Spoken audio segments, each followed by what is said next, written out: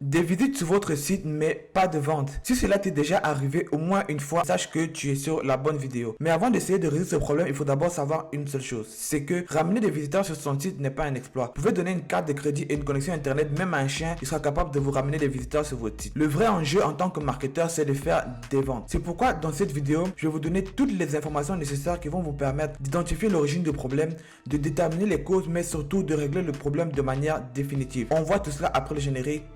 Ciao.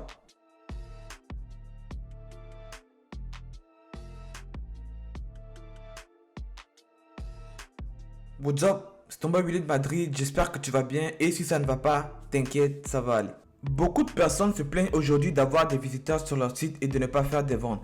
Il faudrait savoir que la première partie de cette phrase est tout à fait normale pour une simple raison. C'est que le trafic aujourd'hui c'est devenu une marchandise. Si vous voulez plus de trafic, vous n'avez qu'à payer beaucoup plus sur la plateforme sur laquelle vous achetez le trafic. Le vrai enjeu à votre niveau c'est de faire des ventes et c'est de votre responsabilité. Pas la responsabilité du produit, pas la responsabilité du site, pas la responsabilité de la plateforme. C'est votre responsabilité en tant que marketeur de réaliser des ventes. Une fois que vous avez sélectionné votre produit, vous avez terminé votre site, vous avez lancé vos publicités, ce n'est pas le moment d'aller se reposer. Au contraire, c'est à ce moment-là que commence tout le travail. C'est à ce moment-là que vous devez convertir le trafic que vous avez acheté en clients qui vont passer des achats sur votre site internet. Une fois que vos publicités sont lancées et que vous constatez pendant votre phase de testing que les visiteurs passent et repassent comme des voitures qui évitent des accidents sans toutefois faire d'achat sur votre site internet, vous devez identifier le cas dans lequel vous vous trouvez. Le premier cas, c'est celui où vous faites 0 vente et 0 ajout au panier ou alors très peu d'ajouts au panier. Le deuxième cas, c'est celui où vous faites beaucoup d'ajouts au panier et 0 vente ou alors très peu de ventes. Que vous soyez dans le cas numéro 1 ou le cas numéro 2,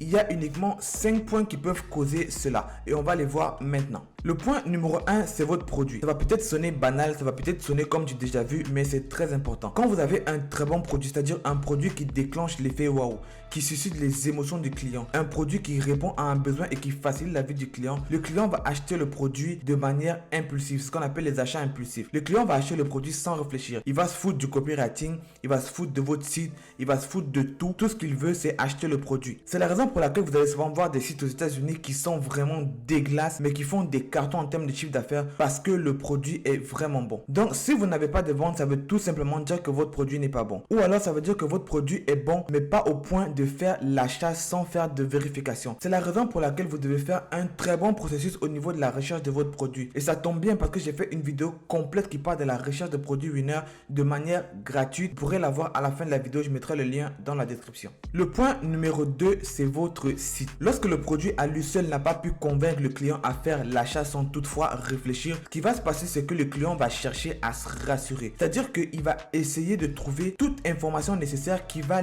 l'empêcher de faire une gaffe, c'est-à-dire de dépenser son argent et de le perdre. C'est pourquoi vous devez éviter de faire les erreurs suivantes. La première erreur, c'est d'éviter de faire des fautes de grammaire et d'orthographe sur votre site. Utilisez les expressions des endroits que vous ciblez. Par exemple, moi je vis ici au Canada et au Canada on ne dit pas rabais mais on dit des spéciaux ou en spécial. Donc si vous êtes au Canada et que vous dites par exemple rabais, le client comprend automatiquement que ce n'est pas son jargon, donc il va commencer à avoir des doutes. Ensuite, lorsque vous faites votre copywriting, évitez de mettre les caractéristiques du produit.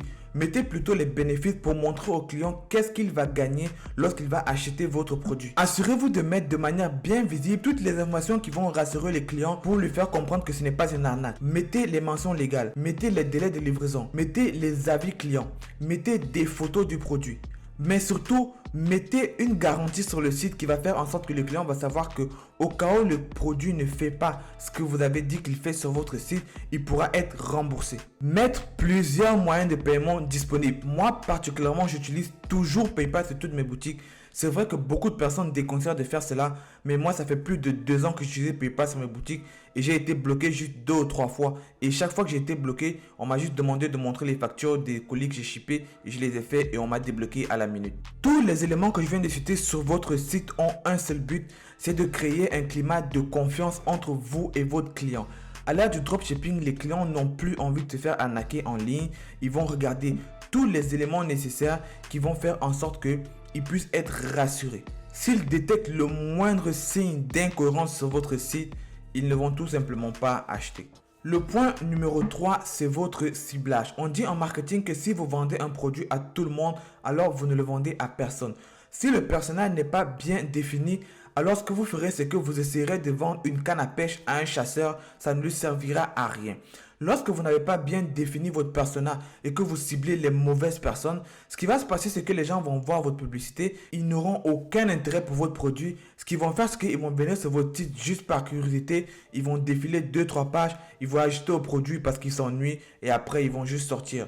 Ça va augmenter votre taux de rebond sur le site et ça va vous donner l'impression que les gens ajoutent au panier mais ils n'achètent pas. En fait, ils ne sont du tout pas intéressés par votre produit. D'où l'importance de bien définir son persona, bien définir son client cible avant de pouvoir cibler cette audience-là. Ça va permettre de mettre le bon produit devant la bonne audience. Si cela n'est pas fait, ce qui va se passer, c'est que vous aurez effectivement beaucoup de visiteurs sur votre site qui vont juste venir se balader et ne jamais acheter votre produit parce qu'au fond, ça ne les intéresse pas du tout. Donc, lorsque vous aurez beaucoup de visiteurs sur votre site et pas de vente, posez-vous la question de savoir si est-ce que vous avez ciblé les bonnes personnes. Est-ce que le trafic que vous êtes actuellement en train d'avoir sur votre site est un trafic de personnes qualifiées par rapport à votre produit?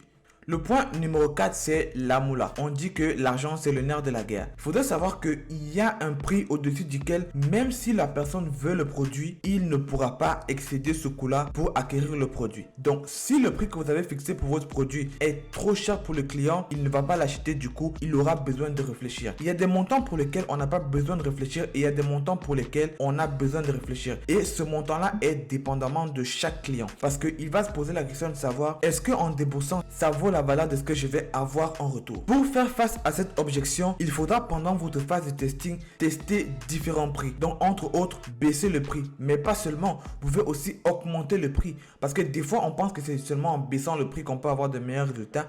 Mais même en augmentant le prix, vous pouvez augmenter la valeur perçue de votre produit. Et il y a des personnes pour qui un prix plus cher est signe de qualité. Donc il faut soit baisser le prix, soit augmenter le prix. Ça dépendra de vous et de votre contexte. Par contre, en baissant le prix, il faut toujours vous rassurer que le prix au plus bas que vous avez fixé sur votre site vous permet toujours de rester profitable. Parce qu'il faut garder en tête qu'on n'est pas là juste pour vendre. On est là pour faire du bénéfice. Parce que mieux vaut ne pas vendre après 3 jours de testing et couper le produit que de vendre sur 1 semaine, 2 semaines, 3 semaines et de ne pas être rentable. Ça ne sert à rien du tout. Notre dernier point, c'est la vitesse de chargement de votre site. C'est une variable qui est lourdement négligée par beaucoup de e-commerçants mais qui est d'une importance capitale. À l'heure d'Internet aujourd'hui et des vidéos TikTok qui mettent moins de 15 secondes, l'attention des utilisateurs est vraiment très difficile à capter. Ce qui fait que lorsqu'une personne va cliquer sur votre publicité et que votre site va mettre plus d'1 seconde et demie pour charger, vous avez 50% de chances que la personne quitte votre site automatiquement, qui va augmenter votre taux de rebond. Si la personne arrive sur votre site et que vos pages mettent énormément de temps à charger, il va aussi quitter votre site internet. C'est la raison pour laquelle vous devez optimiser vos images, optimiser votre contenu, compresser l'ensemble de votre site, les scripts, de manière à ce que vous ayez une vitesse de chargement qui soit inférieure ou égale à 1.2 ou 1.5. Je ne sais pas exactement c'est quoi le benchmark, mais vous avez une plateforme comme GTmetrix ou alors le Google Insights qui sont des plateformes totalement gratuites où vous pouvez aller tester la vitesse de chargement de votre site avant de lancer vos publicités. Si à un moment X ou Y de la vidéo vous avez été absent ou alors que vous vous êtes endormi, voici ce que vous devez retenir. Votre travail en tant que marketeur, ce n'est pas d'amener du trafic sur votre site. Votre travail, c'est de faire des ventes. Lorsque vous avez acheté votre trafic, c'est à vous de convertir ce trafic en clients qui vont faire des achats sur votre site. Tout le travail de conversion se passe uniquement et simplement sur votre site internet. Il est toujours mieux de faire du bénéfice que de faire des ventes. Donc si vous êtes dans un processus court terme dropshipping, ça ne sert à rien après votre phase de testing, si vous n'avez pas fait de vente ou très peu de vente, de continuer à vous casser la tête à essayer de trouver pourquoi vous ne faites pas de vente sur le produit. Vous le coupez et vous testez un autre produit. C'est tout pour cette vidéo. J'espère que vous l'avez apprécié. Si c'est le cas, vous lâchez un j'aime, vous vous abonnez à la chaîne et vous activez les cloches de notification pour ne manquer aucun de mes contenus. Si vous avez des préoccupations ou des choses que vous n'avez pas compris ou une vidéo particulière que vous aimeriez que je tourne, dites-le moi en commentaire, j'y répondrai personnellement. Sur ce, on se dit à dans 2 semaines. Gardez la pêche. Ciao. Mesdames et messieurs, je vous dis à bientôt.